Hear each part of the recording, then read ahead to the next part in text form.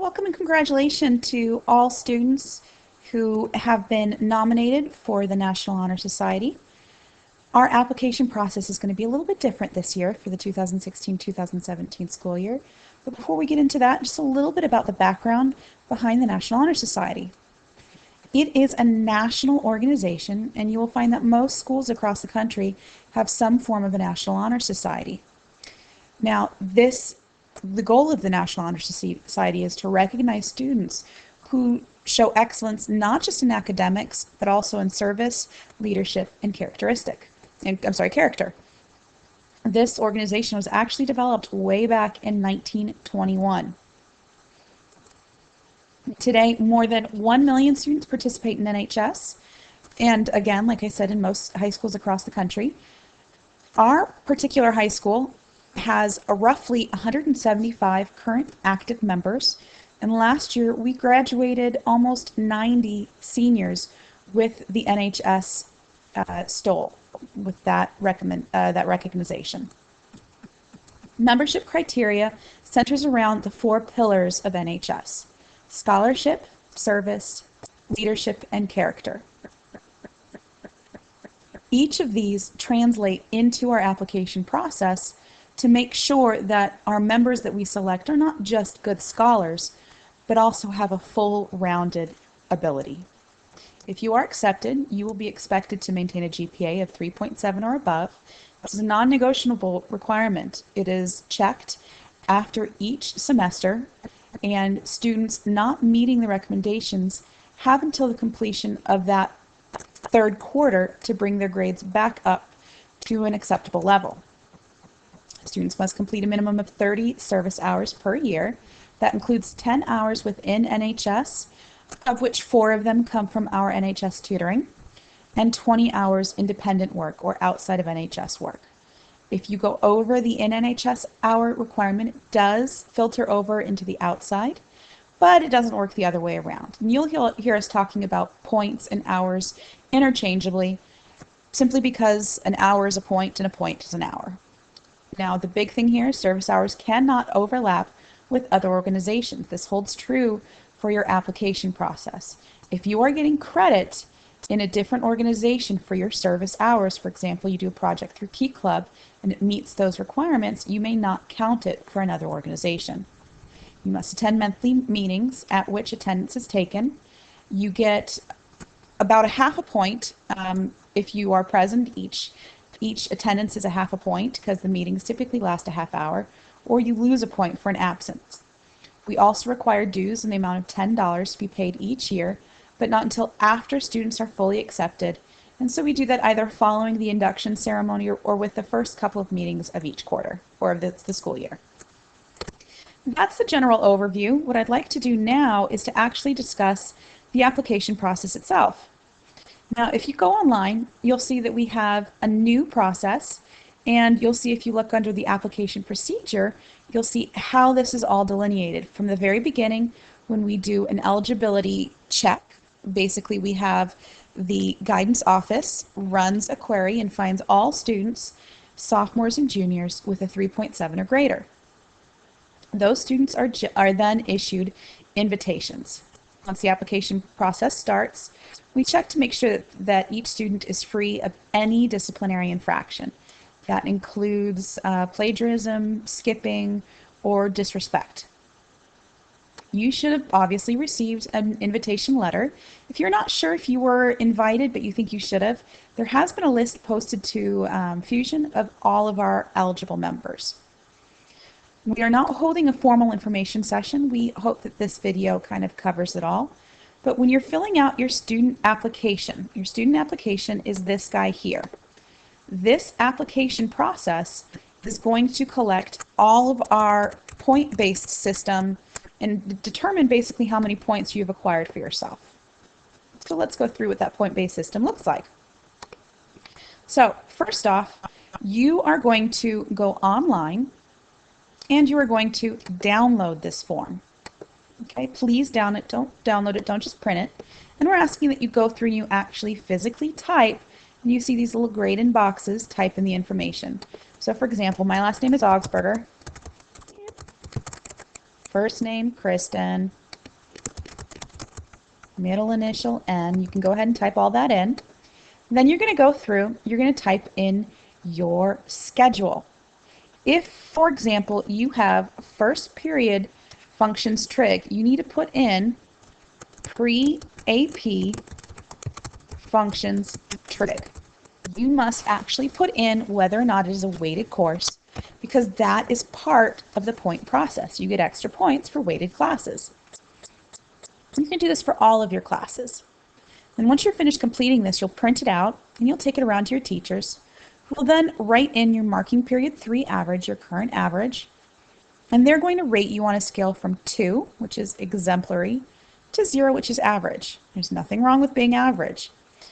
Not every student will get an exemplary. We're looking at, this is the top 5%, this is the top 10%.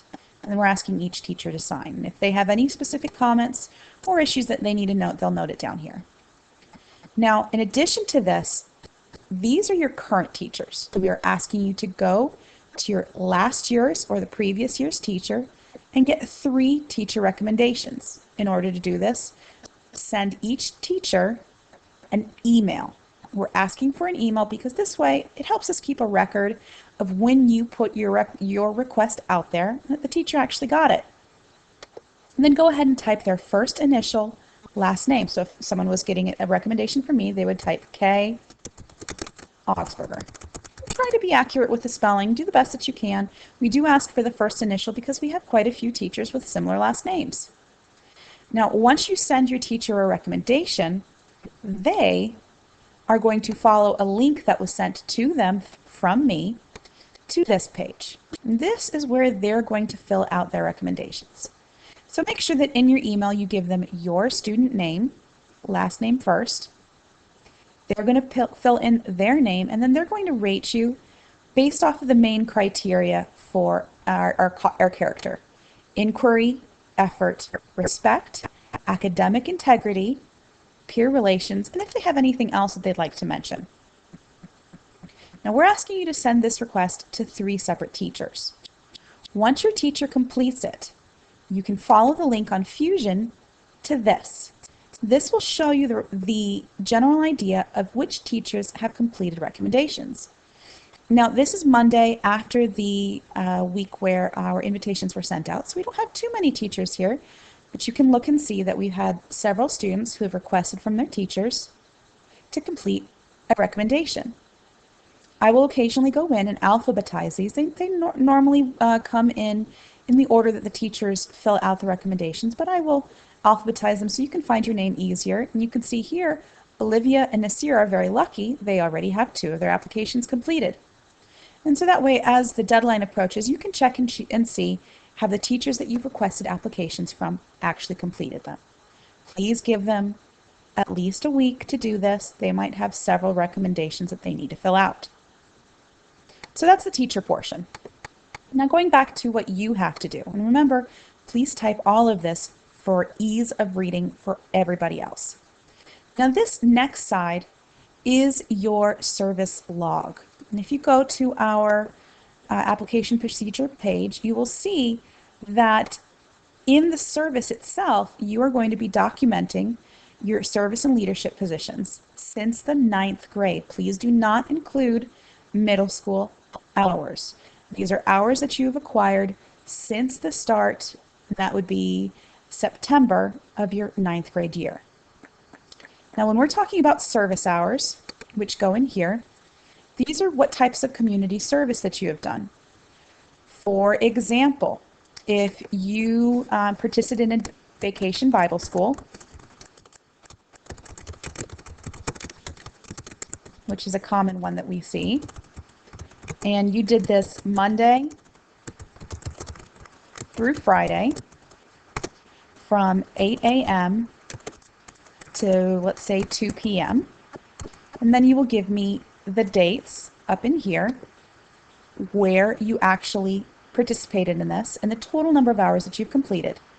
Now this might be the difficult part. This is what we're asking you to do. Once you've entered all this information, you are going to need to find somebody who can verify that you in fact completed this service and have them sign. You can include things such as the food pantry, volunteering at the library, volunteering at middle school, participating in the robotics competitions as a helper, not as an actual member. And you'll also see where it gives you an option to say whether or not a leadership role was held. The leadership roles, which are again down here, leadership roles have to be some type of an activity in which you participated in a leadership capacity.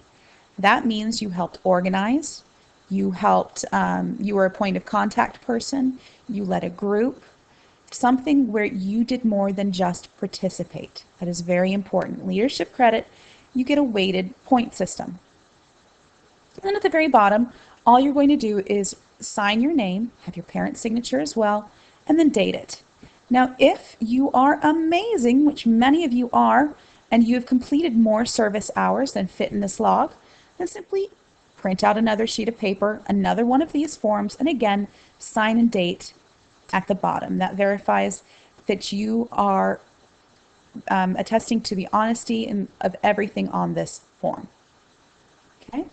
If you do not have a supervising signature, but if they gave you some sort of a certificate of participation, that's also okay. But please only incorporate things that you have done physically, no online activities, no actual participation in church services, either orchestra or choir. These are things that you went above and beyond your requirements. This is not something that you've done for a family member. This is something that you've done for your community that you are not required to do and is beyond the bounds of traditional worship at a church organization. Okay, so this is the application. What you're going to do upon completing this, you can either turn this in directly to me, Miss Augsburger, typically before school in room 2117, or after school, if you can find me, in 2104 or 2111. You can also turn it into my mailbox through the front office, or you could turn it into Miss Weber. All of us are accepting these applications. Okay, so once we get your application process in, we're going to print out your transcript. You do not need to go to your counselor for anything. We will get your transcript. We will record the total number of weighted courses. You will get credit for your GPA. And if you look down here, you can see how the point breakdown will be based off of your GPA. And it says this is the truncated, not rounded scores. It means if you just chop off the last decimals, this is where you're going to be. 20 points will come from your transcript. 40 points come from your teacher recommendations. Now that's 10 points for each teacher recommendation that's submitted online, as well as a total of 10 points from the teacher recommendations on your application form. You will also get credit for your service, and that's going to be weighted based off of whatever your year is. So students who are sophomores will receive slightly more points per activity because they haven't had as much chance to acquire those same service hours. Once all of this information is pulled together, a faculty council is going to just basically crunch some numbers, and we're going to look at what your total points are. If you have a score of 75 or greater, you're going to be automatically accepted.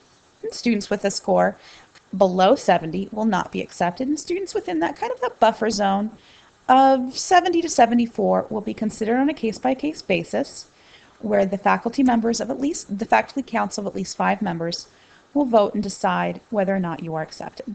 Once that decision's been made, an acceptance letter or a letter of non-acceptance will be sent out to all students who completed the application process.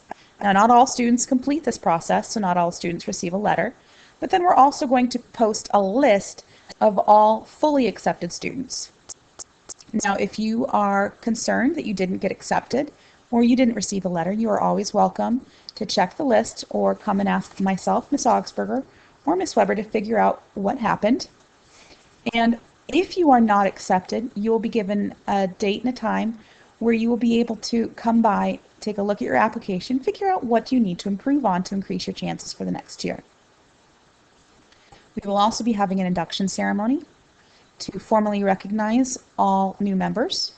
And at that time, you'll also have the opportunity to pay your dues and perhaps purchase a t-shirt for the next year. I hope this answered several of your questions. Please, if you have questions, we are asking that the students contact either Ms. Weber or myself, Ms. Augsburger, to bring your questions to us directly. We found that it is much easier to address the concerns one-on-one with each student rather than responding through parental emails or student emails. So please find Ms. Weber or myself to come ask us your questions, and we'll hopefully get you straightened away in less than a minute. All right, again, I hope this cleared out any confusions, and I wish you all the best of luck in your application process.